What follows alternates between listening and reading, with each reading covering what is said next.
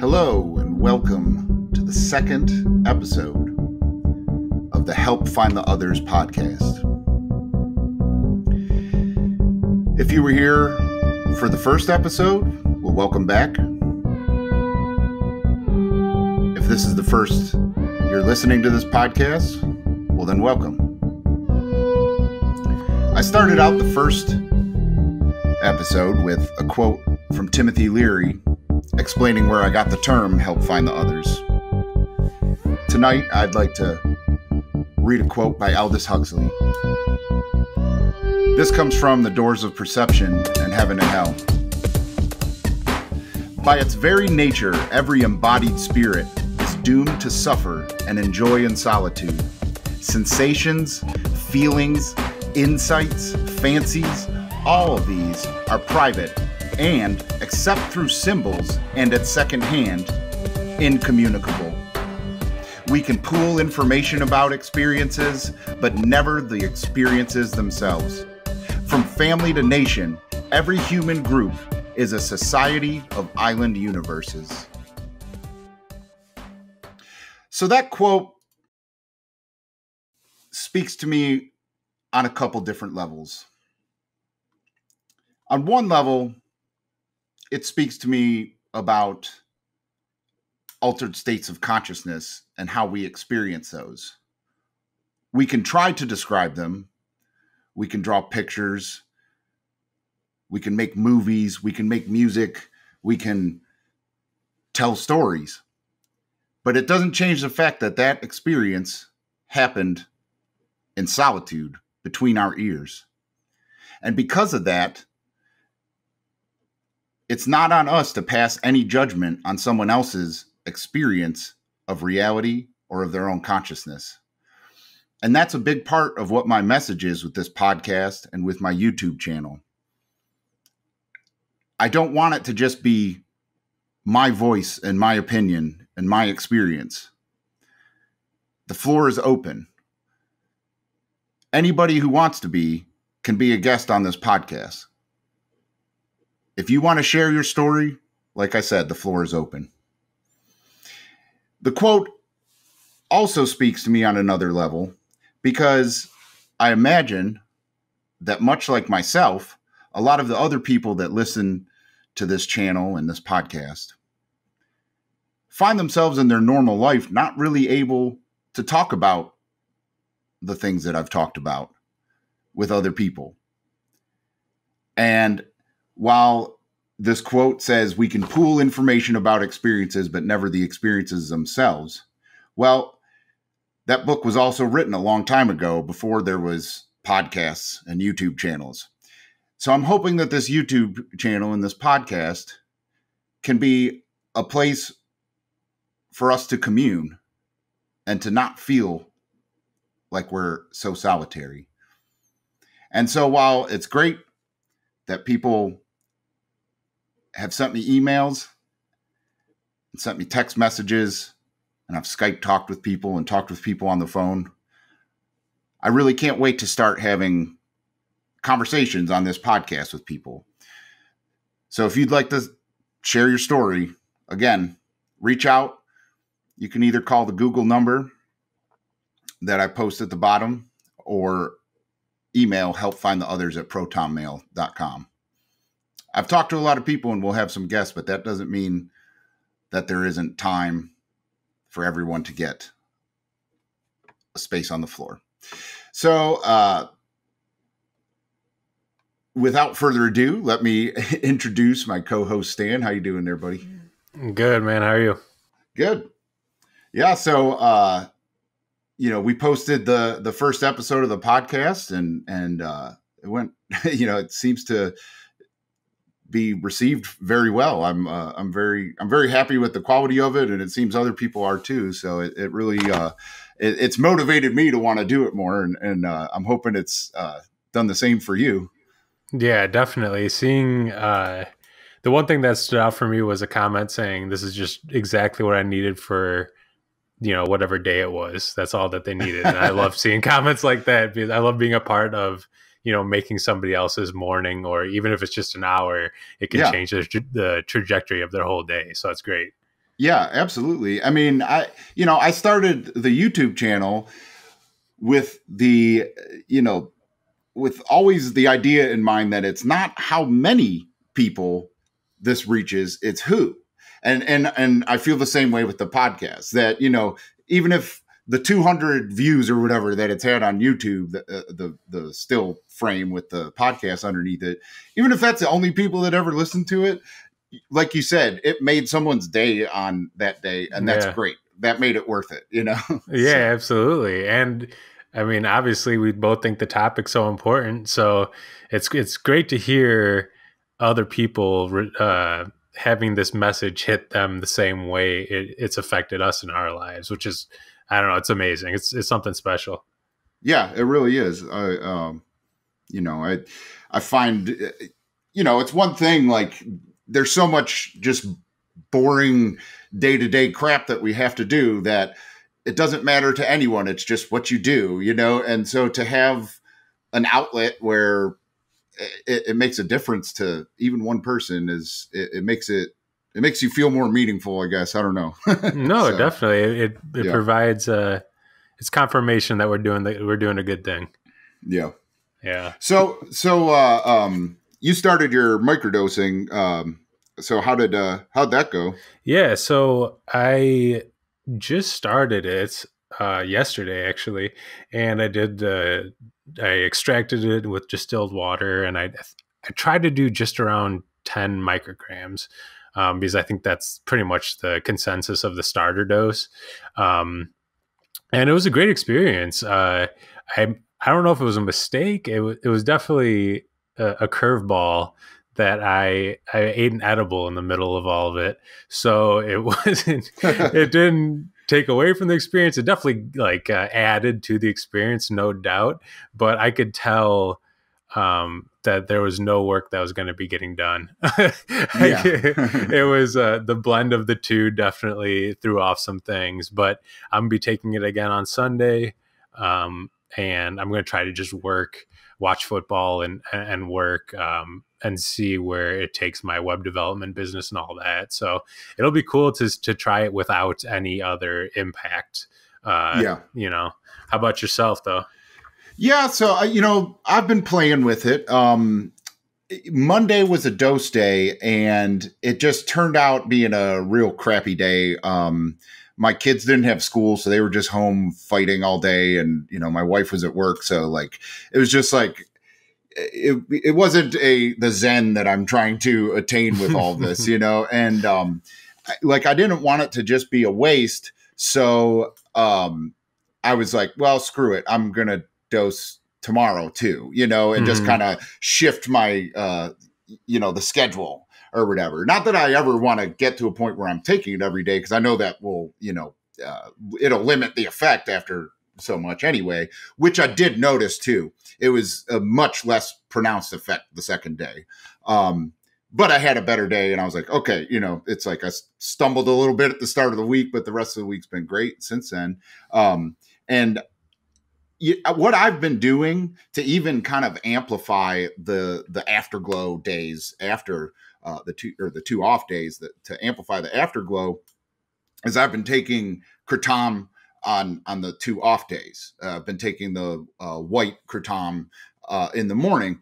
And it really, it makes, at least the first half of the day, I'm like super motivated and clear and just like feel great, I do notice with the kratom though, a little bit of a crash. I don't know if you get that at all. Yeah, I definitely do. There's definitely a noticeable effect after, the 4 to 6 hours that you feel it.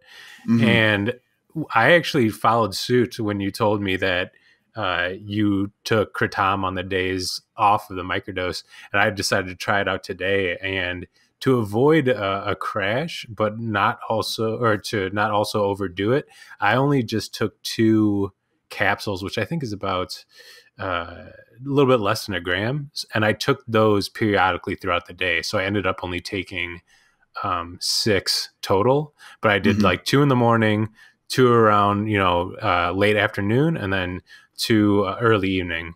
And honestly, that produced great effects for me. Yeah. I'm not sure, in the long term if I'll keep doing that, but I wanted to give it a try today, essentially microdosing throughout the day with kratom as well. And so far it's been very solid. Yeah, I think it's a good combination. And then today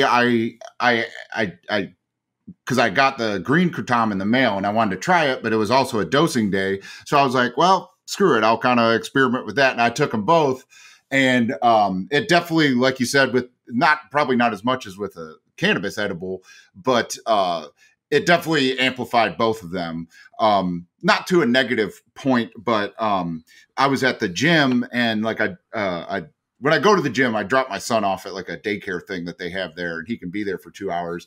And I usually like mess around on my computer for like half an hour or something, and then work out for an hour or whatever. So I was like sitting down, like answering emails and stuff like that. And the dose and the kratom started kicking in, and I felt like just this huge, surge of like energy and restlessness. And I was like, all right, I got to put the computer down. And then I like started jogging on the track and stuff like that. So I don't think I will do them together anymore. I just wanted to see what it was like. But I really do like the mixture of the off days with kratom and the dosing with nothing else. On the third day or fourth day or whatever. Yeah, it seems to be working well. I mean, I do think I'll probably do, microdose kratom, and then I'm thinking maybe tomorrow I'll do a day off of everything before I go back, just so I can kind of get that my roots stuck back into the ground for a second before I return to the cycle. But I think I mentioned in the last podcast, and I always just, whenever I'm feeling restless or anxious or even sometimes lazy, I'll just take 2 capsules of kratom, and it'll handle whatever little funk I was going through, and it'll be a nice little pick me up. And if you keep it down to those low doses, you don't have to worry about the feeling of the come down afterwards. It's just it's almost working in the background. It's like a subconscious lifter, Yeah. I was going to ask you, because you've done it more frequently than I do. What do you notice with like tolerance buildup with kratom? Good question. So there was a time where I was taking it every day, large doses, that I had nothing going on in my life. So I had all the free time in the world, and I was just like, it was right when I figured out like what it was. So I was, of course, obsessed with it and experimenting and all that. And at that point, there was definitely buildup. And I think it was just because of the sheer quantity of what I was taking, because it was like 8 pills or 10 or 8 capsules, 10 capsules, and that on a daily basis will build up. But at this point now, I mean, I didn't really like the whole sedating feeling. I definitely prefer something that can just give me clearer energy, just because I used to take an Adderall type medication. So I'm looking for something that gives me a stimulated focus, so I can still go throughout my day, but maybe I'm not giving up on projects or stopping something before I even start it and things like that. And if I take 2, it's the perfect dose for me, just because I don't have an overly euphoric sense of behavior or feeling or any of that, and I can still remain focused at the task at hand. So yeah, I mean, I think that's the key with a lot of stuff, that builds up tolerance, is like, if you're just trying to reach a certain point, like you could just consistently do that. I think like, if you're trying to feel a heavy effect, that's where like you're always going to end up upping the dosage and end up, in with tolerance issues and stuff like that with anything. But that's kind of why I like and obviously why Dr. Fadiman came up with the 1 day on, 2 days off regimen to microdosing is because, like, yeah, if you were take a dose of 10 micrograms of LSD 1 day, the next day it's not going to be as much, and then if you're going to do it again, you're probably not even going to feel it at all, and so you're going to end up like, oh, okay, well, I got to take 20 micrograms the next day and then 30 the next, or whatever, and like end up, by then you're not microdosing anymore. Yeah, then you're just regularly taking acid, basically. Right. Yeah.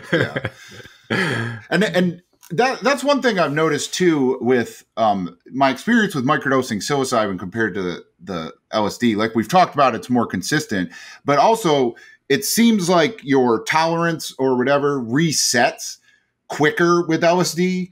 That like every dose day, if I've taken 2 days off, I feel the focus and the energy. But with psilocybin, I noticed like at first, maybe the first week or so, I'd have to take like 0.10 grams of mushrooms because I would feel it too much. But then by the next week, even with taking 2 days off, by the next week, I would be like, okay, I can take 0.25 grams now and get the same thing. So it's like the tolerance, even with the 2 days off, like the tolerance builds up with the mushrooms. Oh, okay. I mean, that was just what I personally felt, but I'm also like super sensitive to psilocybin. So, it's different where I have friends that microdose with like a half gram, yeah. To where with me, like if I take a half gram, like I'm going to want to like lay down and listen to Pink Floyd, like I'm not going to go to do anything productive. Yeah. Those friends I don't even know what to say about that. But for me, like, I didn't notice anything.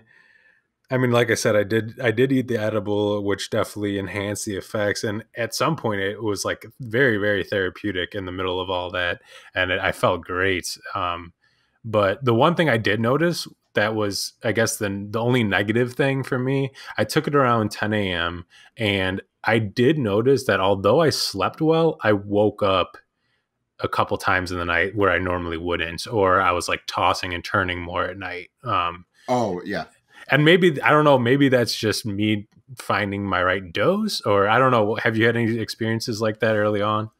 Yeah. So, well, and actually in that book, A Really Good Day, the author talks about when she went and met with Dr. Fadiman, he said the only like negative feedback, well, not the only, but the most common negative feedback that he's gotten from his anecdotal evidence is sleep disruption.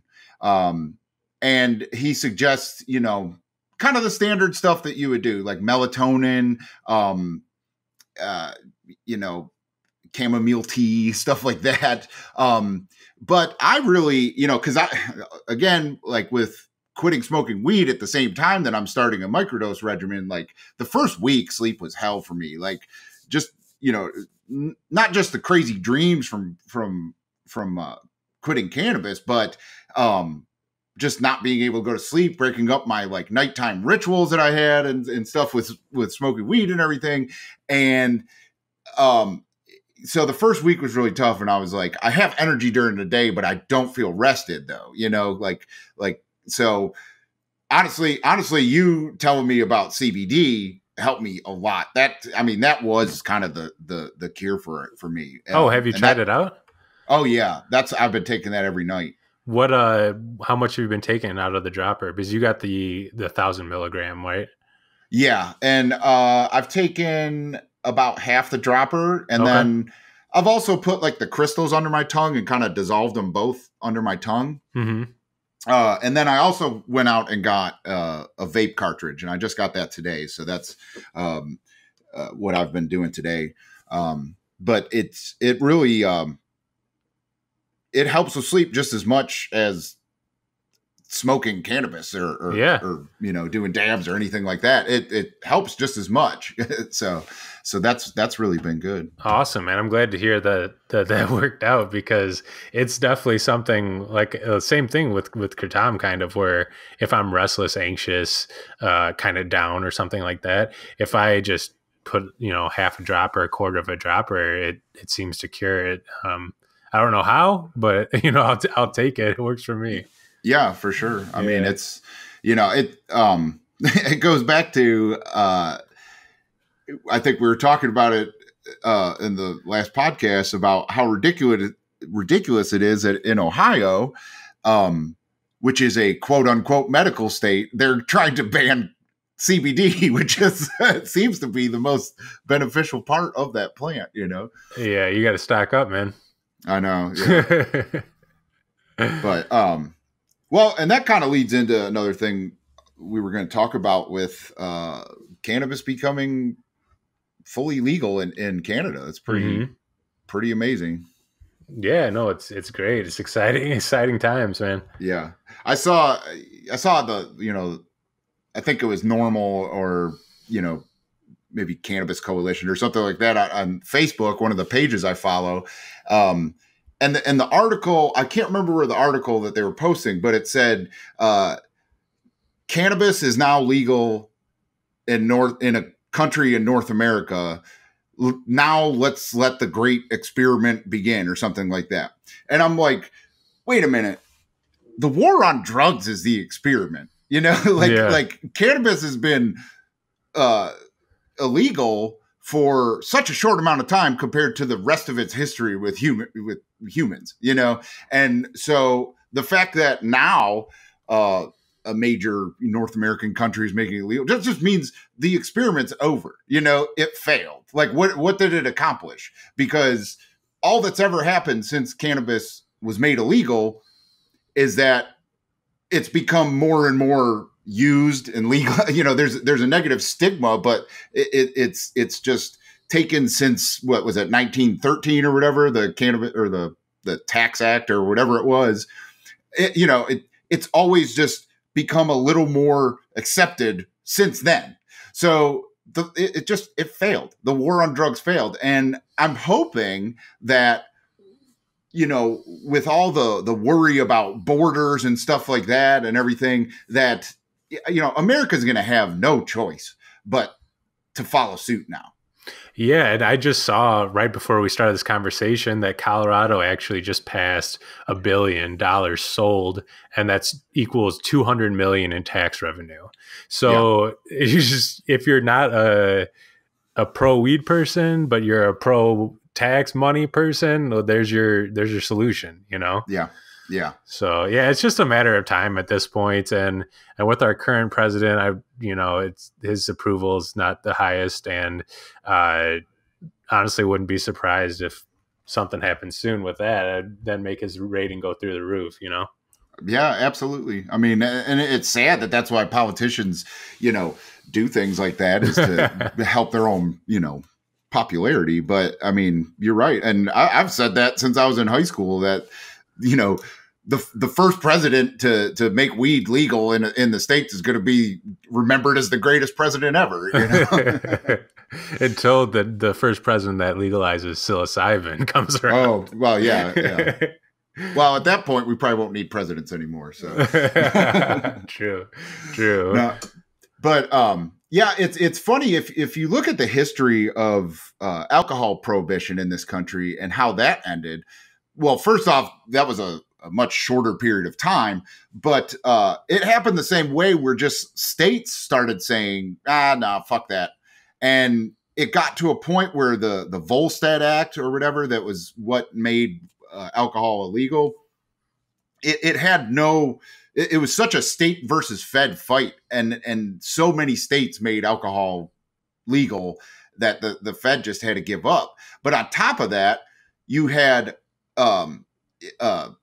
all this whiskey coming in from Canada. And that was like a big thing that fueled, crime and all that. And the whole gangster scene in the 20s and 30s and stuff like that was all, Canada's legal nature of that just flooding across the border, and the Fed just had no choice but to give up because it was just a waste of resources to try and keep prohibition going. And I really think, I mean, yeah, I would be very surprised if we're still talking about this in 5 years about the whole federal versus state problem with medical marijuana and recreational marijuana in this country. Yeah, well, hopefully, if history repeats itself on that front, then we'll be smoking some legal weed at some point soon. Yeah. You said you had been out to Colorado and experienced that, and I've had other friends that have, and I haven't yet, but I really want to. Like it's I can't. I have discussions with people that live. I have like a friend that's lived in California since we graduated high school, and like he's like, we're so like. Our judgment isn't the same towards it because we're just used to it. You smell it everywhere. There's stores with, pot leaf signs on the window everywhere. And it's like, yeah, dude, come to Ohio where that's nothing like that.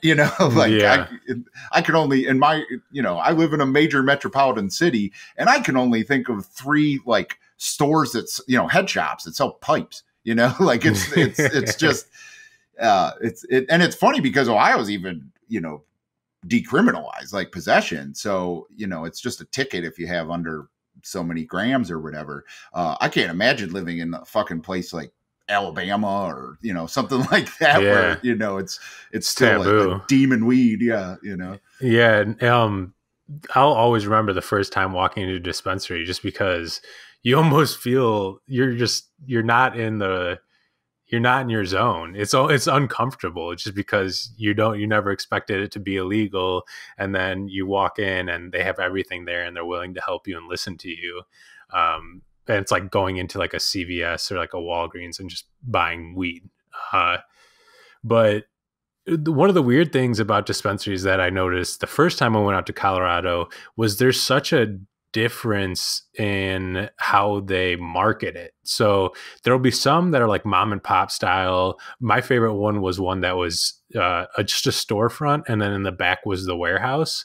So it was just, it was just all ran in that contained space, and the people working there were also helping with the growing. And I don't know, it was a great experience, and it was much more low key. But when we went into Denver, you get the city spin of it all. And we walked into this one place that it was like the Apple store for weed. Each bud had its own iPad explaining like the benefits and the pros and the cons. And it was too much. I was like, it's weird seeing something that grows out of the ground like that being so commercialized so fast. It was, I don't know, it's a little bit overwhelming at those type of places, but yeah. Well, I mean, and honestly, that's a side effect of the war on drugs and the demonization of marijuana, that people are so hungry for it that they're just, it doesn't matter. They could charge whatever because it's illegal in other places. It just creates tourism, and, it creates that commercialism. Like if they would have let it just keep being a crop and you could just grow it in your backyard, like it wouldn't be like that. Yeah. But unfortunately, one of the driving factors of legalization is the profitability, they see the dollars. They don't talk about like, hey, this doesn't hurt anyone. They're like, look how much tax dollars we made. That's how they get politicians to go along. And it's just like, it doesn't need to be that way. It's just a friggin' plant, Yeah. I was talking to one of the bud tenders out there, and I was asking him, when you become, a resident of Colorado, how many plants you can have. And I think even without being like a medical patient, you can still have 8 to 10 plants. And I was like, that is beautiful. Like that is beautiful to harvest 8 to 10 plants every year and not have to, you wouldn't have to go to the store, like that's awesome. Oh, I know. So the vote a couple years ago in Ohio, there was they collected enough signatures to have a voter referendum or whatever they call it on the ballot. And it was to make it fully recreational. And they voted it down because everyone said it was going to be a monopoly. And but in the bill, you could grow like I think 4 plants in your house. Mm-hmm. And I'm like, how is that a monopoly if you could grow it yourself, you know? And so it was just this whole misinformation thing, and it ended up failing, even though like the polling was that, a majority of people supported it. It ended up failing because of this monopoly term. But it's like if you could grow it yourself, there's no monopoly. Like you don't have to make money off of this thing, you know? Yeah. But I think that'll come with time, and all those like city style dispensaries. I think those will die out too, just because, you don't want to go into a weed place and have like music playing like it's Hot Topic. Like you just want to go get your weed, enjoy the experience, go home, smoke or eat your weed and enjoy the night, Well, yeah. And I'm sure, and I've talked to people that live out there and stuff. And like, if you live there and you're in that culture, like you don't go to those stores, like you have your own private, either you grow it or you get it from a buddy, and it's just as good a quality, so. Yeah. But no, you're absolutely right with it being a product of tourism, because there's just no other reason I see for those style of shops, Yeah. But yeah, I watch from afar and see these places that have this awesome infrastructure around it that I've wanted, for half my life, and seeing Canada as a nation legalize it and everything. And I'm stuck here in the heartland, and it's sad that I still have to hide it, and can't talk to my neighbors about it and whatever. It's just kind of annoying. And it's funny. I could tell a story of. I got arrested for cannabis hash oil when I was in Indiana, and I was no. Yeah, well, that's like the worst. Indiana's the worst place. Yeah. So I was 19. I was in college, and a bunch of my roommates were from Indiana, and the middle of nowhere, like Farmville, Indiana, and there was a big like house party going on, and they were all going, and we were gonna stay at the one dude's house and go to this party. So I went with him, and I think it was the like fall right after the first Bonnaroo, and I went to Bonnaroo, and I had bought hash oil, and it was killer stuff. And my friend that was from this town in Indiana, but he had dropped out and wasn't in college with us anymore. He was going to be at the party, and I was like, "Oh, I got to get this dude this hash oil. Like he would love it," because we were stoners together, and like hadn't had anything like that. Well, no, he had hash, because another funny story. I before 9/11, I had ordered weed online from Amsterdam, and I got like bud and like hash from Amsterdam in a package, and I got it sent to the dorms. And so he had hash before, and I was like, he had never got that in Indiana or whatever. So when I had this hash oil, I was like, oh, I got to get him. So I brought that with me, and I had a pipe on me. And so we were out back of this big, huge, like, high school keg party. And we were smoking around this pool, and all of a sudden someone came up, and they're like, the cops are here. And we saw some cop lights coming down the driveway, and it was just like a herd mentality. And I ran because everyone was like running, except the people I was standing with. They just sat there and went back to their car and didn't even talk to any cops. But I ran, I jumped a fence, and then I got tackled by a cop. And it was like pure confusion. And I was trying to reach in my pocket to throw the stuff away. And he was like, whatever's in your pocket, I'm going to find it. Just calm down. I'm like, okay, whatever. And, I went through the whole rigmarole and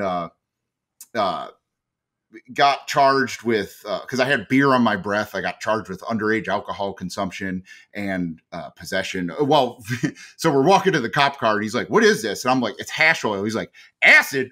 I got it on me. Am I going to be tripping now? And I'm like, not acid, hash oil, And so that's how stupid cops are in Indiana anyway. But so like I'm sitting in the car. All these kids are getting tickets and leaving or whatever. And then, and so I see a couple of my friends that got arrested for alcohol, and they were just getting tickets and then going on their way. And then the cop comes back and he's like, all right, you can still sit in the front, but I got to handcuff you. And I'm like, for what? And he's like, to take you to jail. And I'm like, I have to go to jail? Why is everyone else going away? He's like, you had hash oil, you had hashish on you. And I was like, yeah, but so what? Like, what's the difference? He's like, you could have got someone addicted or so. I forgot what he said. He just said some, bullshit. Stupid. Yeah, bullshit propaganda. And I was like, you've got to be fucking kidding me. And like, he's like, I got to handcuff you or I'm going to have to put you in the back of the car. I'm like, all right, and did all that. And this is like at, midnight or something too. Yeah. And, so I'm in the middle of nowhere, Indiana. I go to this county jail, Ripley County, jail. And just like go through, I'm in the drunk tank for a while. I'm in all this, there was a guy that came in on a DUI and he was a cop's son and he was drunk as hell in the drunk tank and he got to get out. Like they were like, hey, your dad's here. And like, he got out, but I had to like stay in. And then I didn't have anyone to call. I'm out of state. My family's all in New York and everything like that. And, they were like, well, you haven't gotten a hold of anyone yet. You got to go into Gen Pop. And I'm like, what the fuck? He's like, you got to be here till you have your hearing, which is set for Monday. And this is like Friday night, and I'm like, God damn. So I had to like get the whole fucking like take a shower in front of a guard and a body cavity search and lime powder thrown on me, delousing powder, all this stuff for this little fucking like half gram of hash oil in my pocket. And so I go through the whole thing. And actually after I got a Gen Pop, it wasn't that bad. We were playing euchre and some guy was rolling cigarettes and stuff. So, I mean, I actually had a pretty good time for the weekend other than the fact I was in jail. And then like Monday morning came around and, my buddy had like borrowed money from his parents and bailed me out. So that was great. But then I had to deal with I was on probation for a year. And this town was like 2 hours away from where I lived and like where I was going to college. And I didn't have a car. So every time I had to meet with the probation officer, I had to like get a ride or whatever. And so I'm like, how the hell am I going to do this or whatever? And my buddy who had gotten an underage alcohol consumption was like, oh, hey, I went to the DA or, whatever, like the county prosecutor, and I got a deferment and I just have to do community service and I didn't have to do probation or go to court or anything like that. I'm like, sweet. All right, I'm going to go do that. So I went and talked to her and she's like, how can I help you, Mr. Lowenstein? And I was like, I was at that party that got busted up and a bunch of my friends, got arrested too. And they got a deferment and I wanted to get a deferment. And she was like, oh, okay. Yeah. Let me just look it up right here. And she's like clicking away on the computer. She's like, marijuana possession? I don't think so, mister. And I'm like, what? And she's like, I was like, well, what do I do? She's like, well, my advice is to get a lawyer. And so that's how they treated the whole thing, man. It was like, oh, these kids drinking, that's no problem. We'll let them go. But no, you had this oil in your pocket, so you need to get, persecuted. And it was just so ridiculous. You had your chance to say it was like dirt or something. I know. Yeah. I totally admitted to it. But then it was funny too. I mean, the whole court thing, I mean, I was just a stupid stoner and like, I talked to a lawyer and like, and he was out in the hallway in the courthouse and he was like, oh yeah, no, this is a easy case, first offense. Like the judge isn't going to do anything. You don't need a lawyer. I was like, oh, okay. So I went to my first court appearance and they were like, the prosecutor like dug into me. It was like, I met with him on this date and I told him to get a lawyer and he obviously disregarded that. So I like was trying to get me like in jail because I didn't have a lawyer. And so the judge was like, why didn't you get a lawyer? I was like, I talked to one and he said I didn't need it. And I was like, and the judge was like, okay, we're going to postpone it for a couple weeks.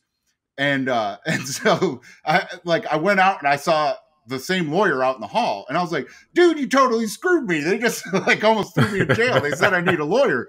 And he was like, all right, when's your court date, blah, blah, blah. And like, I didn't sign any papers or anything, but he said he was going to be there. And then when I showed back up, the dude wasn't there. So I had to go back in front of the judge again without the lawyer after he like, rescheduled it. So I looked like such a stoner idiot. But then the best part about it is that the judge used my like not getting a lawyer as a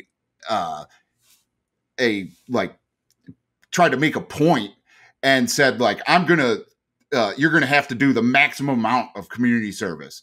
It's gonna be like 3,000 hours of community service. And I was like, God, how am I going to do that from 2 hours away? It's just like, how is this going to happen?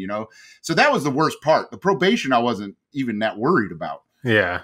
But then, so when I met with my probation officer for the first time, he's going through my paperwork. He's like, oh, you didn't have to do any community service? And I'm like, no. And the judge said I lived too far away. And he's like, oh, huh. I wonder if I should call about that. Usually they do community service. I was like, no, he mentioned it in court. And the probation officer was like, okay. So I didn't have to do any of that. I just had to go once a month to the probation officer. I never even had to pee in a cup or anything. So I kind of lucked out after like, a stressful court scenario. Yeah, that's wild. I mean, over a little bit of oil from a plant is just so ridiculous. And I'd like to think I don't know like how the laws have changed in Indiana. I hope it's different, but it probably isn't. No, so. I actually used to work at a university out there, and that is one of the strictest states. And what's so crazy is that Michigan is pretty lax, Chicago, Illinois, is pretty lax, and then you got Indiana, and they don't have, you can't get kratom there. You can't get CBD there. There was actually, I'm pretty sure there was a case where a family was giving their daughter CBD to help with something, whether it be, spasms or something pretty serious. And I think the cops got involved, and there needed to be like court hearings, and now there's a law named after her. I would have to fact check that, but I'm pretty positive that was the case. And that's just how serious they take it. It's like, you're helping a child with this. It kind of should just be allowed, Yeah. It's not the government's kid. Yeah. It's this family's kid. So yeah, but Indiana is just, it's crazy out there. Yeah. Well, and it's the kind of state where like, anything that has like liberal drug laws or anything, and it has progressive kind of ideas or whatever. I mean, it shows in politics that kind of stems from cities and universities, and like kind of, that culture spreads throughout the state or whatever. And Indiana, like it has like 2 cool towns, and that's it. Everything else is a farm, you know? And so like everyone just is so lacking in culture, unfortunately. Not everyone, but a majority of people that support the politicians in that state, like it just, there isn't the culture hasn't spread out to everyone else, Yeah, and that's definitely the case with Indiana. I mean, Chicago or Illinois is pretty much the same way. It's just that we have potentially the second biggest city in the country here. But other than Chicago, I mean, you go south. I went to universities in southern Illinois area, or middle southern Illinois, and it's all farms down there. Yeah. But living in Indiana and working there was wild, man. But I'm fortunate. I've never been, knock on wood, arrested for drugs. So fortunate. I've that's about it. I've been like caught and ran from the cops and stuff. And I had one incident where I was tripping on a college campus, and we were throwing snowballs at people, and we hit a campus cop, and and we didn't know it was a campus cop. And then they like shined a flashlight and chased us down, and we got like taken into the campus office, and they were like questioning us, and we were like, they were like, what's going on? And surprisingly, we didn't have anything on us. So they just were like, they're just pissed we hit them with a snowball, but we didn't, like, we got kicked off of campus for the night. That was about it, So, Not bad. yeah, but for a scary experience, there was no lasting damage. Yeah. The one time I ran to the cops for weed, it's actually a pretty funny story. I didn't get arrested. My like really good friend, who still is my good friend today, got arrested. This was like at the beginning of really heavily smoking, and we had 2 blunts, and we drove off campus. We normally would smoke behind this frat house on campus, and it had a nice like fenced in backyard, and everything was protected. So there was no knowing what was going on back there. But we went back there, and one of the people that was in the frat came out and told us, get out of their parking lot. So anyways, we're like, all right, well, we're at school. We're by these cornfields. Let's go ahead and take this ride. Head on out to the cornfields. I think we found this local lake that was nearby, and we just pulled up and we smoked these 2 blunts. And at the time, I was not experienced at all with any form of weed. So it hit me hard. But we're all having a good time. We had a sober driver. We were like, oh, we're good. We're 100% good to go. My buddy who rolled the blunts also had a little bit of leftover weed. It was like less than a tenth, or less than a half a gram. So we start cruising back. We got our sober driver. We start cruising back to campus, but we got a beat up car, 2 people in the front, 3 people in the back. And it's just like what you'd expect, the stereotypical college stoner scene. And we get pulled over on the way back into campus. And I was always somebody that would forget or lose my things, like keys, wallets, phones, things like that. And I left my wallet in my dorm at the time, and I just had my phone on me. So cop comes up to the window, let me see all your guys' IDs. We're like holding in our laughter because we thought we were all good, I don't have my ID on me. So the cop comes to me, and mind you, everything's going smooth at this point. Like, we're like, this is all good. It's a regular stop. This won't be a problem. The lady comes to me and asks me what my name is.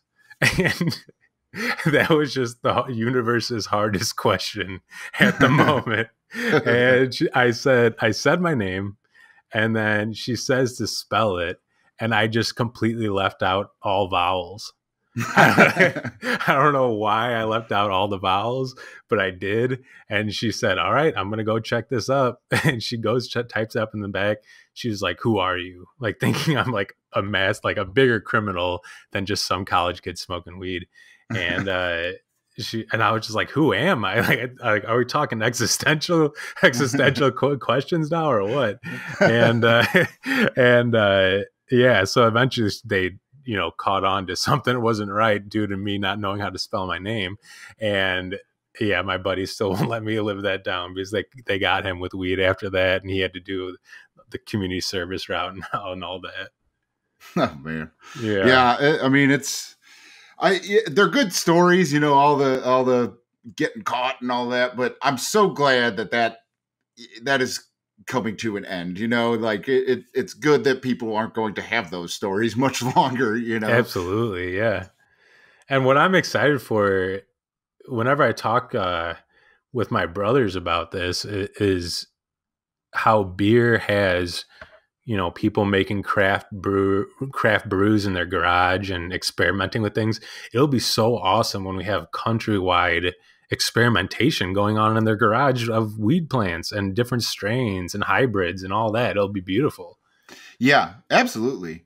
And I kind of well, I guess I could kind of tie this cannabis discussion into psychedelics too here. I kind of feel like the cannabis plant has evolved with humans due to that, like, kind of ingenuity and crossbreeding in our, like, messing with the genetics and stuff like that. Granddaddy Perp wouldn't exist like in nature or whatever, insert any name there. Yeah. And we've taken this plant that was just a ditch weed, And now it's become something totally different, with different smells and tastes and colors, and it's, you know, a completely different chemical makeup and profile. The natural, you know, cannabinoids in it are completely different than what they would naturally be, and that's all through kind of human ingenuity. You know, I also feel that that's kind of like how psychedelics and other entheogens have kind of happened too. Like mushrooms, take for instance, you know, yes, they've grown naturally in like here and there and whatever around this country, but for the most part, it's like a South American thing, or there's, you know, there's some other strains and African stuff like that. But now that so many people are, through the information that's spread through Terrence McKenna and now the internet and YouTube and all of that, there's so many people growing now and messing with different strains and, you know, crossbreeding and stuff like that. Even growing different species, you know, not just cubensis. Like, I'm wondering where mushrooms is going to go with that too, due to our ingenuity, especially as the laws become, you know, more relaxed on it, and people start talking about it more. I mean, you know, 10 years ago, you wouldn't see an article about psychedelic mushrooms. And now, I mean, I follow those avenues on social media, but you see it all the time. You know, people, you know, family, friends and stuff that don't know anything about it, but know that I'm kind of into stuff. Like they'll ask me, they'll be like, hey, I read about, you know, this mushroom study curing PTSD. Like, what's that all about? You know, like, it's just, it's starting to come out into the open. And once that happens, I think it's just going to really take off. And I wonder where humans are going to take psychedelic mushrooms, because I really do think that they've evolved. They not only helped humans evolve, but I think they're evolving with us too, you know? Yeah. No, I've never even thought about that. I can't even fathom what the evolution of, you know, psilocybin mushrooms would be, other than maybe making them extremely pure, or, you know, higher potency, or, you know, something along those lines. Yeah. Have you ever heard of the author Philip K. Dick? I have not. So he wrote the books that became the movies Blade Runner and Total Recall and Minority Report. Like basically almost, you know, every one of his books became a like a sci-fi blockbuster. And unfortunately, it was, I believe it was after he died too. Like he didn't see the success of his books, you know, after yeah, right. But anyway, the one book that wasn't made into a movie, but I think it would be awesome, is called The Three Stigmata of Eldritch Palmer. And it's this, and so Philip K. Dick ended up doing drugs later in his life, but I believe he wrote this book before he had done psychedelic drugs. And it is, so to sum up the plot, it's about, it's in the future, and humans, like, you know, have overpopulated Earth. So they've moved on and colonized other planets in the solar system.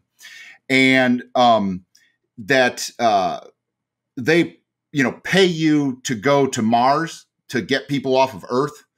And if you're a colonist on Mars, it sucks there. And they allow you to do this psychedelic drug. And it is made from a lichen that came from outside the solar system. Like a lichen's like well, it's a symbiotic relationship between moss and algae, but you know, it's a plant-based psychedelic drug. Okay.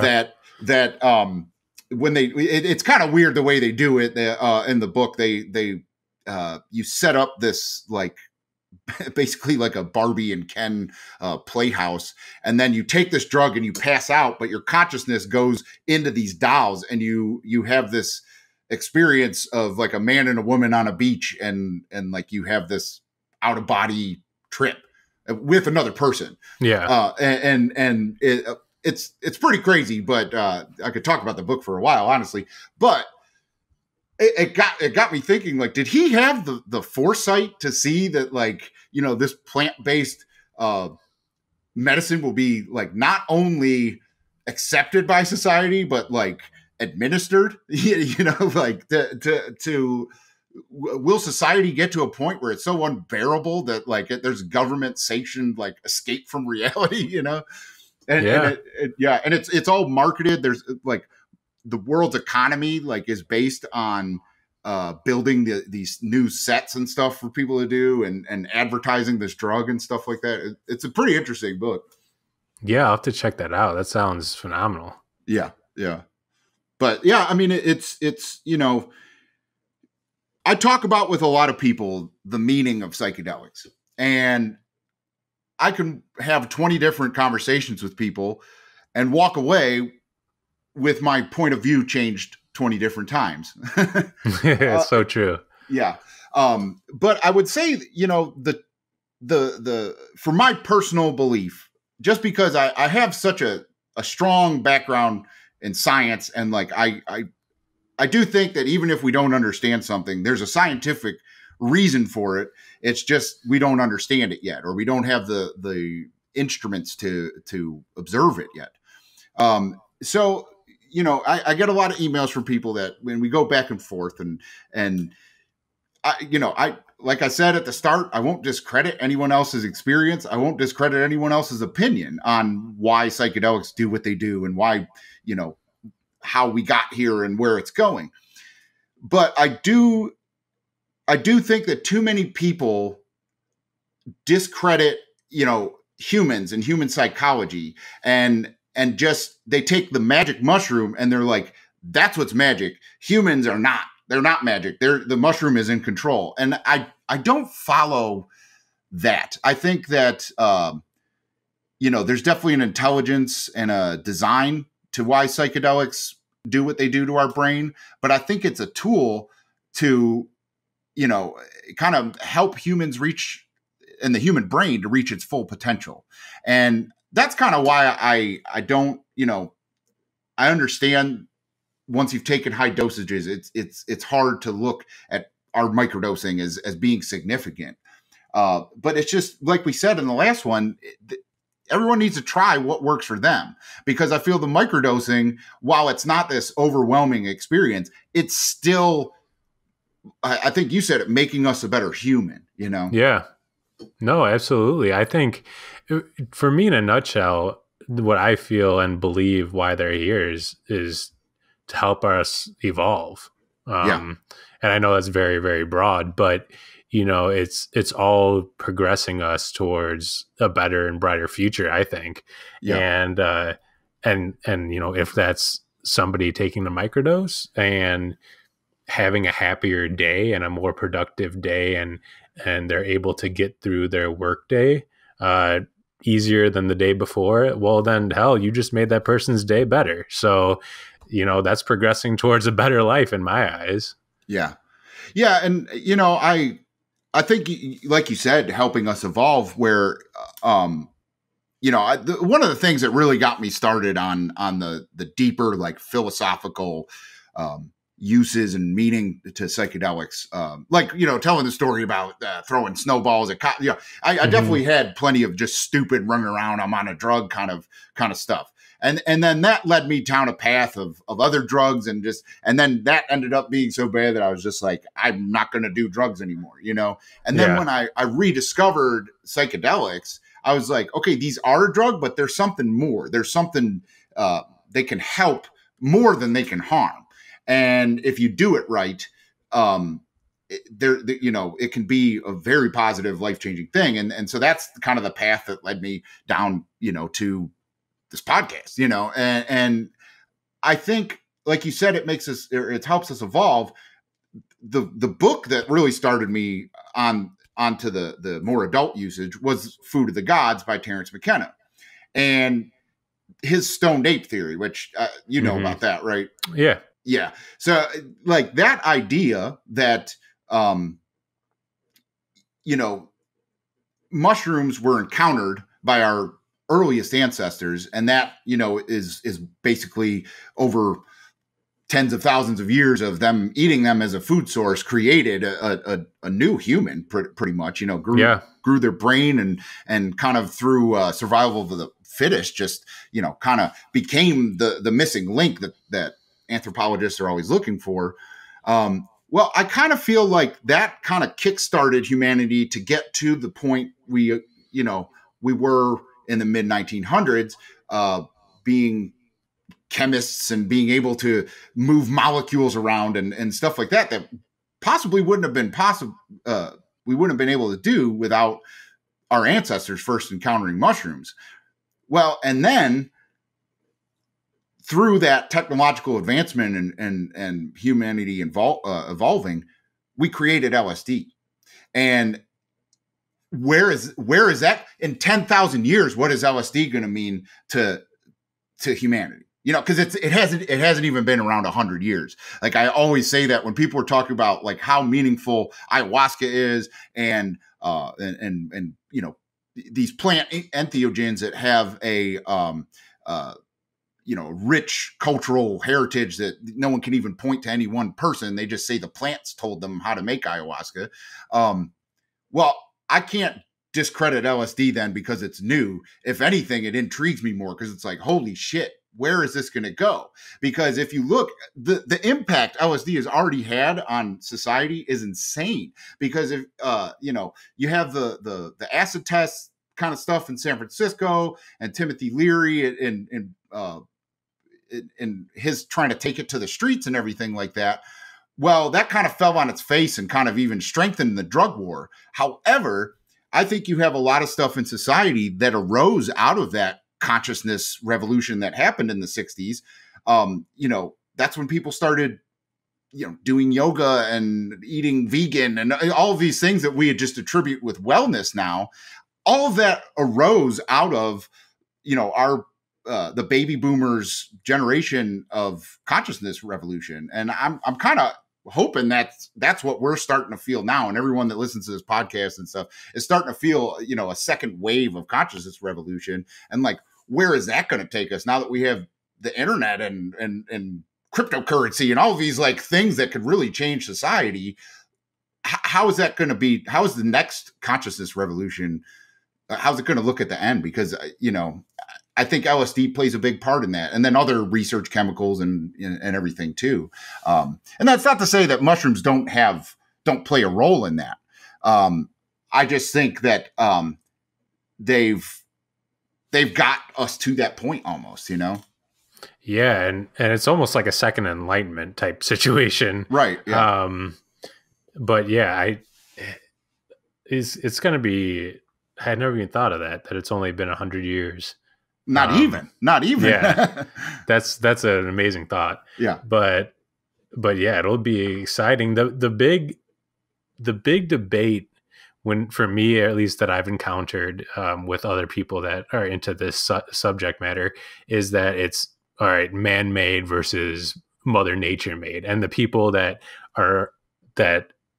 most people are okay with both, but the people that choose just the Mother Nature made kind of frown upon the man-made chemical. Mm-hmm.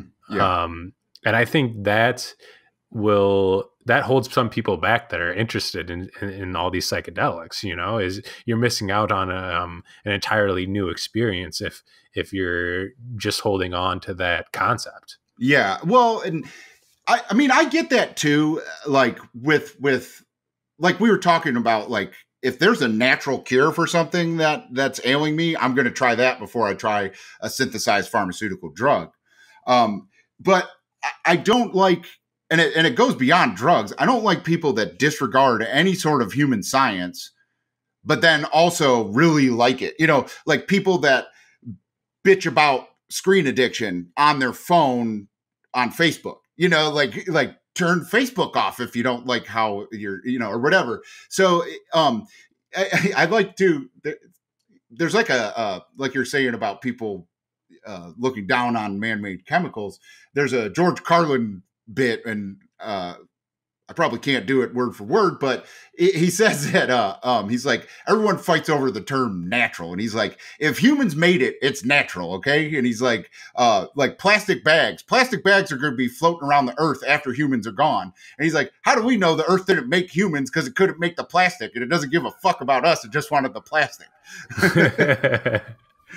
Yeah, so true. I mean, you can't like pinprick the LSD away if you're a fan of psychedelics. Just be a fan of psychedelics, you know? Right.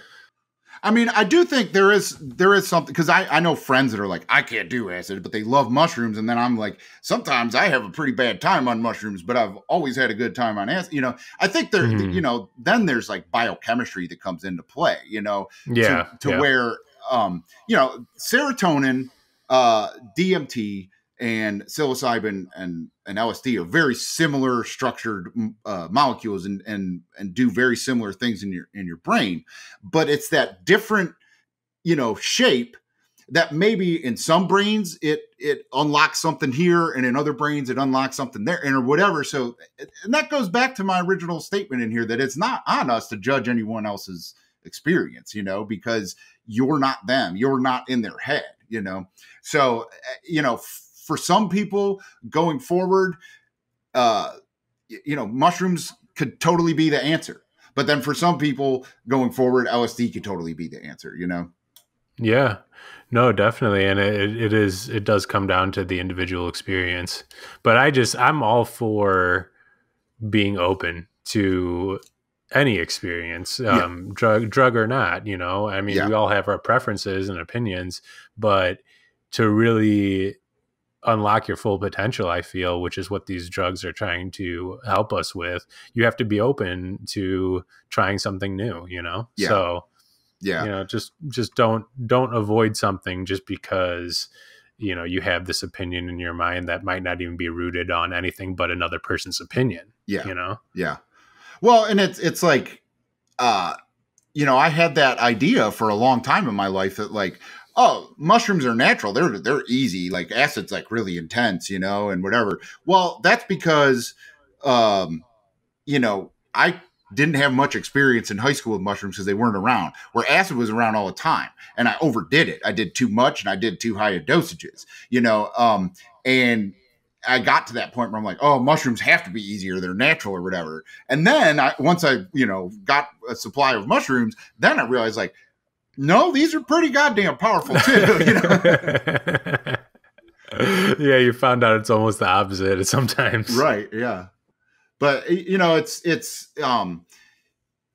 like you said, you got to try everything. For me personally, like we've talked about in the last podcast, like just because of the dosing and how to dose, I find like I'm going to keep it two separate things with LSD for microdosing and maybe occasional, you know, regular dose, mega dose, whatever, not mega dose, but you know, whatever. I hate the terminology. A tripping dose. Right. Yeah. And then keep the mushrooms for like kind of the sacrament kind of, you know, reset type of thing. Yeah. Yeah. And I think that's kind of how it's going to end up when people start, when it becomes more in the light for people. It definitely is sacrament-esque. Taking those. Right. But I totally, you know, a lot of people have emailed me about microdosing, and like I kind of tell everyone, you know, because a lot of people say like I could get mushrooms or I can grow mushrooms. I have no access to LSD though, but I really want to try microdosing. You know, I've heard you talk about it or other people, and it really sounds like something I could do because I have kids and I can't trip and stuff like that. And it's like I tell them, I'm like, oh, don't let my experience say that you shouldn't try microdosing psilocybin. If that's what you can get your hands on and it's easier to do, then it's going to work too. You know, like I'm just telling my experience. Yeah. Yeah. Have you, how much have you taken acid wise back in the day? Well, so, I never, you know, heard about microgram. I didn't know what a dose was, you know, it was just hits. And, literally, my town, I guess, I don't know why, right? but there was just acid everywhere. There was times where we'd go to like 2 different dealers looking for weed, and they'd be dry, and they'd be like, I got doses though. You know, you'd be like, all right, I guess I'll trip tonight instead of smoking weed. You know, I mean, it was like that, you know. And nobody said micrograms. Like, I knew there was gel tabs, sugar cubes, liquid, and paper. And other than that, I didn't know there was 1 hit, 2 hit, 3 hit, you know. And you know, my first time I took 1 hit, and then I think the next time I was like, what happens if you take 2? And they're like, well, you trip twice as hard. And I was like, oh, all right. You know, so I took 2. And then I just got like this bravado. And I was like known for like telling people nobody takes just 1 hit of acid. Like I used to tell people that. And my friend, like I met up with him, you know, years later, and he was like, the best advice you ever told me was nobody takes just 1 hit of acid, which I don't condone now to anyone listening. I obviously 1 hit of acid should be fine, and then assess your situation from there. Yeah, I was definitely always a 2 hit. And there was several times I split a 10 trip with a friend of mine. There was also a story I told in, I think, my bad trips video, or no, it was a LSD versus mushrooms video I did, where I went over to, there was a friend that was staying at this like trailer. I mean, it was total shit trailer park. It was kind of like Trailer Park Boys pretty much. And he was dealing ecstasy and acid out of his trailer. And he was getting liquid and then putting it on sugar cubes. And I had been over there drinking like a couple nights before, and I had a bottle of Jägermeister in his freezer. And I was coming over and I was like, hey, did anyone drink that Jaeger? And he's like, no, it's still in there. I was like, oh, sweet, I'm going to grab it. And when I opened the freezer, there was a couple pieces of notebook paper in there. And there was like splotches all over it. Like it looked like it was, you know, soaked in something. And I was like, hey, what's this paper in here? And he was like, oh man, that's, I was making sugar cubes. And that's just kind of the, you know, what drips off of them or whatever. I was like, so this is acid? He's like, yeah. And I was like, can I eat it? And he was like, yeah, let's fucking eat it. And there was maybe, you know, 5 or 6 other people there. And we just started ripping up this paper and just eating it. So I don't know. There's no way to tell how many hits that was. But that trailer definitely achieved liftoff that night. I'll tell you that much. And we ended up, we had glow sticks out and stuff like that. And I was like starting to get like super intense and kind of restless.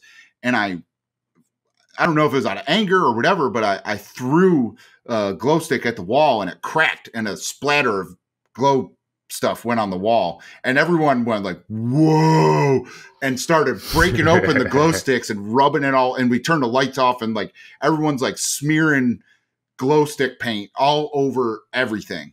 And I was like, I had a full on like, I mean, I guess it wasn't an ego death because I kind of knew who I was or whatever, but like total open eye hallucination of being in space and nobody else there. And I was like floating around. Like I must have looked like an idiot if someone was a fly on the wall there, because I was just like, I thought I was like swimming in space. And then all of a sudden there was police lights and I like turned and there was a window right there. And I saw a cop car and they get out and they were looking right at me. And I heard them say, they're in there, they're all on acid. And they were like coming right towards the window. And I freaked out and I ran out the back door into the woods. And I had this, it turned from flying in space to a terrifying run through like a haunted forest. And I mean, I was, there was voices like, they're coming to get you. They're coming to get you. Like I was full on bad trip, worst trip I've ever had, honestly, at that point. And then all of a sudden there was flashlights or like lights and stuff. And I thought there was a helicopter. I thought I heard a helicopter. I don't know. I was like, oh my God. And I hid under like a log and I was sitting there. And then there was like, there was people walking all around and I heard my name and someone said, the cops left, or the cops are gone, or something like that. And so I kind of snapped out of it then and like stood up, and it was my friends. And like the cops didn't even come to the trailer. They were at someone else's trailer. Like, and they didn't say, you know, they're in there, they got acid. Like I totally hallucinated that fucking open eye. Yeah. Wow. Yeah. Yeah. I haven't had that extreme of an experience on acid. I've yet to take more than 100 micrograms, but I'm fairly new to the acid experience. I've definitely started out with mushrooms only, but I definitely agree with some of your words about how, you know, at some point the evolution of the psychedelic could be from shrooms to a man-made thing. And I almost felt like I got what I needed out of mushrooms, and now I'm ready for something new. Yeah. You know? Well, and now I'm venturing into this new voyage. So. Right. Yeah. Like that's, you know, where people that comment on my YouTube thing about like, you need to eat 31 grams. I don't feel I need to. I understand that it's a more intense experience. But like, I mean, it's partly out of fear, but also like, it doesn't call to me, you know? Like my real life calls to me. Like I'm not trying to escape anything. You know, I don't have this need to see the Matrix and stuff like that. I understand that people do, and that's great. And I want to hear about that. And maybe at some point that'll call to me, but it doesn't. And, you know, I don't know, like, yeah, LSD just interests me right now. But, another point I wanted to make about the evolution of psychedelics and consciousness is that, and we talked about it before. I think you mentioned that LSD feels more clinical and more, you know, whatever. Well, I think, you know, so mushrooms helped humans evolve their societies and their spirituality. You know, there's a lot of evidence that Terence puts forth in Food of the Gods that the start of religion was from mushrooms, right? Well, I think that LSD already has and will continue to do so to influence the evolution of technology. Yes. You know, like you don't have to look any farther than Watson and Crick, who came up with the structure of DNA that has radically changed the way humans look at themselves and medicine and you know, everything. Our genetics is a big focus of human of our science now, and they came up with that structure while on LSD, and won a Nobel Prize for it. At that time, it was legal, and scientists were using it like crazy. It was a major, you know, catalyst for innovation in the middle of this century back when it was legal. I think the guy that came up with the polymerase chain reaction, which is kind of another thing. They found out that's how to like propagate genes and DNA and stuff. I don't really know that much about it. I don't want to get too far, but it's another very important part of genetics and molecular science. That guy was on LSD as well. The first picture taken of planet Earth as a satellite was leaving, they didn't have the idea to turn the camera around to take a picture of it. But one of the NASA scientists was on LSD and thought of that and was like, no one's ever taken a picture of the Earth. We need to take a picture of the Earth, and had to, like, you know, get everyone to agree to add a camera onto the satellite that would face backwards and how to transmit the picture back and all this stuff. And it's all these like major scientific epiphanies that happened because of LSD. And then it was when, like I said, it was when it was legal. Then it became illegal and scientists weren't using it anymore. So what happens down the road when it's legal again and scientists are able to use it again? And on top of that, we have a crazy amount of technology to, you know, already for them to jump off of. I mean, the internet and everything, cell phones and whatever. Like, so I really think that, not to say that people won't have these epiphanies on mushrooms, but I think you'll see, because it's more clinical, you're going to see LSD being the catalyst for like the next wave of technology. And you're already seeing that. I mean, if you ever see any of the articles of like people in Silicon Valley and stuff like that are all microdosing LSD, like it's already probably started, that's the next wave of innovation is LSD inspired. Yeah. And something I've noticed and I love about it is it almost makes the relationship between human and computer, human and technology, just seems so effortless, and almost make it seem like it's another limb. Whenever I'm doing web design or web development, and I think I was doing it after I tripped, and maybe it was just like post glow effect, but you can enter a flow state that you can't enter without, say Adderall or, another drug, but it's almost unlocks something that you can communicate with this technology that's in front of you a lot easier. And, in popular technology, you have people like Steve Jobs saying that it was a major part of their life, or Bill Gates as well. Yeah. And a point about it that I want to make is one of the greatest things I found about LSD and my short-term usage of it, at least, is it's very empowering. Yeah. And whereas shrooms have, it's very humbling. Shrooms are very humbling. Oh, yeah. And it's, it can beat you up, and, it could put you in wherever it wants to put you.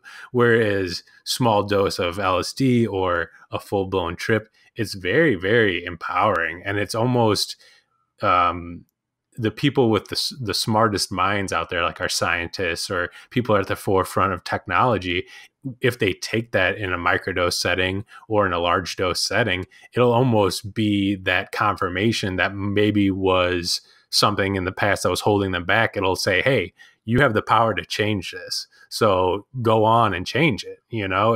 I think Steve Jobs said that the biggest discovery he had on acid was that any one man can change the entire world, and that led him to his career. Yeah. Oh no, I definitely agree with that. I've my experience now with microdosing LSD has further confirmed my idea that it's the ultimate nootropic drug. Like, mm-hmm. Yeah. I mean, like I've taken a bunch of those, like modafinil and. Okay. How was modafinil actually? I've seen that sometime. It's pretty similar to Adderall. It's not as like kind of methy feeling, but I think you could run into some heart problems with it maybe. Cause it was a drug I was trying to take just because it's easy to get. And, I was trying to take it like I'm taking Kratom for motivation for the gym. And I took it at the gym, and I kind of was like, I felt my heart pounding a little, I don't use it in that fact anymore. I think it would be really good if you had like a late night, but had to do something in the next day. Like it makes it impossible to like be drowsy. Okay. Well, yeah, sorry. I didn't mean to cut off your train of thought there. But, no. You were saying that, it's the ultimate nootropic. Yeah. No, I don't mind talking about nootropics. I read a lot of articles about those and stuff like that. The one that they've called a nootropic, but I don't really think it is Phenibut. Okay. Yeah. That is basically like a lower side effect, or like I guess a less like debilitating Xanax. Honestly, it's like anti-anxiety, but it also it makes you real talkative and stuff like that. I don't take the high dosages that people take. Some people take 4 or 5 grams of it, and I don't do that. I take maybe a gram, but it's just a light anti-anxiety. If I'm going to be doing something stressful or I'll take it before I have a gig. I find I play music on it better because I'm just like kind of a little looser. That's pretty good, but I haven't noticed it being nootropic as far as like cognitive enhancing. I don't think it's like that. Yeah. And actually, other than taking the anxiety out of whatever you're doing and you perform better, I don't feel that I like think any better on it. Yeah. And actually that's one I've tried myself. But I haven't, I think I tried a full gram once and I just had a headache. So I think what I was comfortable with was like 750 milligrams. And it's definitely not anything where your brain's computing things any faster than normal. It's just like you said, more anti-anxiety. Like I definitely enjoyed music more, singing along to songs and things like that. But it's I don't know why they categorize it as a nootropic. Probably just because it's in that gray area. Well, so I think too, and I haven't tried it too much, but a lot of the nootropic sites all say that everyone stacks the different drugs and takes them together. And I think a lot of people like taking Phenibut with modafinil. And I didn't find that to be much different. Like it kind of took the edge off the modafinil, but it didn't really do, like the modafinil like kind of overpowered it, I guess. I'm not real sure. But honestly, like what I was going to say, once I started the LSD microdosing, it does everything that the descriptions of these other drugs have, like that's why I would say it's the ultimate nootropic. And I mean, again, everyone's different. Like if people are interested in nootropics, I definitely think it's something they should read about and research because, a lot of people more than just me have think that they do very well. So don't take my word for it. Like you got to try it yourself. But the only the only one that I've done that felt kind of dangerous was modafinil. That if you took too much, that and already have like a heart issue, I would be very cautious with that one. Yeah, with Phenibut, I'd noticed a lot of people saying that you can't take it more than like twice or three times a week. Right. Otherwise, a dependency will start building up, and also like do not drink. No, I've definitely noticed that. I don't know if you've done that. I mean, no, I had that. It like one beer hits you like 6 with Phenibut. Yeah. Wow. But it's one that I wouldn't take every day because of those warnings too. Like the tolerance builds up super quick, and then it has some serious psychological withdrawal kind of stuff. So that's a case by case thing. I bought a big tub of it off of eBay, and I probably won't replenish it whenever it is gone, which will be a long time from now. So it's yeah. But I think the one thing that was the first like nootropic that I checked out because I didn't know this, but it's big in Russia. I think it was discovered or created in Russia. And, oh wow. Yeah, and they actually it's on every Russian space flight. There is a ration of it, and they keep it stocked on the International Space Station. Wow. Apparently. That's wild. Yeah, as like a space anxiety, space sickness cure. Oh, okay. Yeah. Like when someone starts freaking out and trying to break the windows on the space station, they cram a couple of Phenibut caps down their neck, I guess. Just settle down, man. Yeah. But no, I had two things. The first one was, it's crazy. Well, first things first, I would love to talk to somebody that is very knowledgeable in the nootropic area. Because I would love to hear about stacks and things like that. So if anybody's out there and wants to talk about it, that please reach out, because that topic has always interested me. But it's weird to me that people view nootropics. I feel like people are more readily accepting of nootropics over something like microdosing, just because of the stigma of psychedelics. What do you think about that? Well, and that goes back to the legal nature, that like, I mean, there probably isn't enough potential benefits, or they can't get a patent or whatever, that they're not worried about making phenibut illegal. It's been around long enough, and it doesn't, it doesn't work good enough at what they want it to do. So whatever, they'll keep it around, but then you got something like Kratom or whatever that they're trying to put that stigma on, because it really interferes with their profit over, pain management. And LSD, unfortunately, for as much good as Timothy Leary did, he created this whole paranoia from the government on on LSD, like that it was going to, like, they were going to lose control of the ship if Leary had his way and everyone had LSD and they were just out, doing massive amounts and dropping out of life, and or drop out, turn on, tune in, whatever. Like, that really scared the government, and like they had to make it illegal.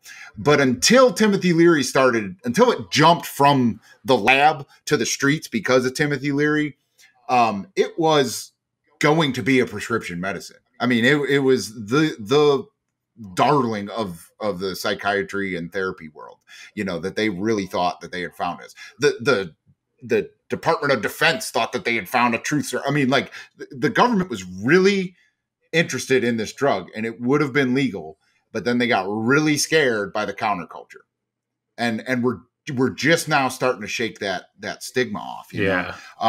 And it goes back. I was reading. I've been reading LSD, My Problem Child by Dr. Hoffman, who discovered it or created it, and he was talking about the animal trials when they first, after he tripped on it and was like, wow, this is not a pregnancy drug, this is something else. And they started testing it. They tested on animals, and, different animals had different reactions. But the most interesting one to me is that chimpanzees, when you give a chimpanzee, which is, social behavior close to ours, and you can kind of judge they have more social behavior than a mouse or whatever else they tried it with. The monkey that has been given the LSD didn't seem to really have any effect. However, the rest of the monkeys in his group became severely agitated because he stopped the social norms that were already, the hierarchies that are set up in the chimpanzee society, that he would just be sitting there, but he wouldn't, clean the other monkeys the same way or at all, or whatever, and it freaked them out that, like, this guy ain't one of us or whatever, It's like, God, that's kind of the same fucking thing that happened in our society, like, very true. Are there researchers watching us that, like, gave us this LSD, and they're like, look at they hate the ones that took it, Yeah, the parallels are crazy. Impeccable. I going back to the phenibut thing, when I was out in Colorado, there was a deal where it's like, buy, I don't know, let's say $50 worth, and you get this free pill. It was a pill form of THC, and it was this new company that had one for energy and one for sleeping. And when I looked at it, for example, the energy one it wasn't just THC. It was like THC, CBD, but then also like vitamin B6 and some green tea extract or something along those lines to provide that caffeine. But for the sleep one, one of the things listed was phenibut, and I was taken aback just because I've never seen it in a mainstream form like that. Yeah, I've heard it's actually in a lot of that kind of, they market it as natural sleep aids, and it's phenibut. So I don't know enough about its chemistry and stuff to know, like, if it's totally synthetic or if it has a natural precursor or what. But I have heard that that's one reason that, like, they're okay with selling it on eBay and stuff like that, because they're like, it's in a bunch of other products anyway. Oh, okay. Yeah, I think there's some like, well, I don't think it's that Bob Marley Mellow Mood tea, but there's like some drinks, I think, that you can get in some states that have phenibut in it. Wow. Yeah. Yeah, I had no idea. Yeah. That story about the animal testing on the acid though is awesome. I've never heard that before. I didn't even know they did any trials on animals. Oh yeah. They gave, to try and figure out the lethal dosage, they gave an elephant enough LSD to kill it. Can you imagine how much that was? I don't have the dosage in front of me, but that has to be absurd. That has to be a crazy amount. Wow. Because with humans, like I think it's an insane amount that would be a lethal dosage for a human. Yeah. I don't know if have you ever heard of stories of doing a thumbprint? Yeah. I think I must have been one of your live streams when you mentioned it. And that's where I first heard it from. Yeah. And that's like a rite of passage kind of thing within the underground acid chemist community, to where you're not allowed to be a chemist if you don't do a thumbprint first. And they guide you or whatever, but basically you stick your thumb into pure crystal LSD. It's like 10,000 hits at once or something like that. Yeah. So I just went ahead and Googled the LD50 for LSD, and it's 110 milligrams a pound. Oh, wow. Yeah. So that's absurd. Yeah. But that's that's not hard to take accidentally, though. No, that's one drink. Right. Yeah. That you could do that to where, whatever the LD50 is of mushrooms, that would be pretty hard to get down. Yeah. Yeah. Well, it's getting kind of late here, and it was a pretty good podcast, though, I'd say. Absolutely, man. Yeah, it was good talking. But like I said at the start, I definitely want to get guests on.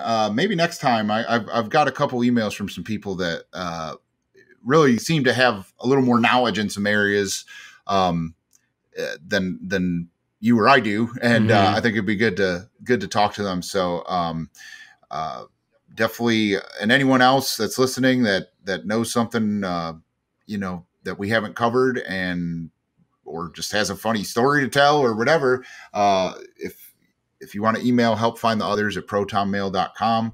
We also have the Google voicemail kind of thing where we can play a message over the podcast, and then we can talk about it, or whatever. Just keep reaching out, guys. I really like all the emails and everything, and this is really fun, and we're going to try and keep it going. Yeah, definitely. And whenever you guys, thumbs up or listen or leave a comment, it's just encouragement to keep doing it. And, I for one appreciate it. I know Ruben really appreciates it. So keep interacting and engaging with us. The phone number for the Google Voice is 567-233-1335. Just leave, your name or whatever you want to be known as, and tell us a story like Ruben said, or even if we mess something up, because I'm sure I don't have my facts 100%, go ahead and tell us we messed up. We just want to hear from you guys as much as we can. Yeah, absolutely. And to tie it back into what I said at the start, we're not alone. You're not alone. The floor is open, and anyone is welcome to join in to this podcast. So until next time, we'll see you guys.